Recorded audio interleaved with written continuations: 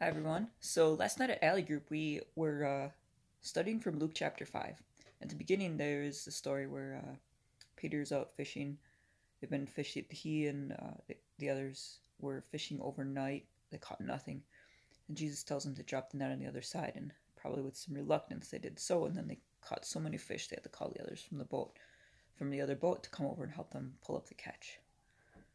And that after that Peter kneels before Jesus and says, "Depart from me, for I'm a sinful man." He recognizes the difference between him and Jesus, and he probably doesn't yet fully understand who Jesus is, but he knows he's not just a regular man. There's something more there, something godly about him. And he doesn't say much about his own sins, but he says, "I'm a sinner."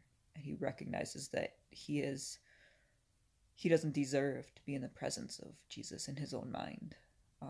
He recognizes, he's aware of his shortcomings just on seeing the godliness, the holiness, and the love of Jesus, um, and the ability for him to work miracles like he just did with that catch. But what does Jesus do? He puts his trust back in Peter. He has him get up and continue on. And at the end of that passage, it says they left everything and followed him after Jesus had told them, "Now you will be catching men." So, despite Peter's sinfulness, which, at least in Peter's eyes, was very apparent before, Jesus chose him anyway. Later in the chapter, we hear about the call of Levi or Matthew, right? Despite Matthew's prior um, sins, Jesus called him anyway. And that invites us to look back at our own anyways, right? Whatever we had in our past, there's probably some moment where we can look back and see, well, this was me, but Jesus called me anyway. And still, you know, Jesus is asking me to do this anyway, even though this, or this. I still struggle with this, but Jesus loves me anyway. He calls me anyway. He's asking me to do this anyway.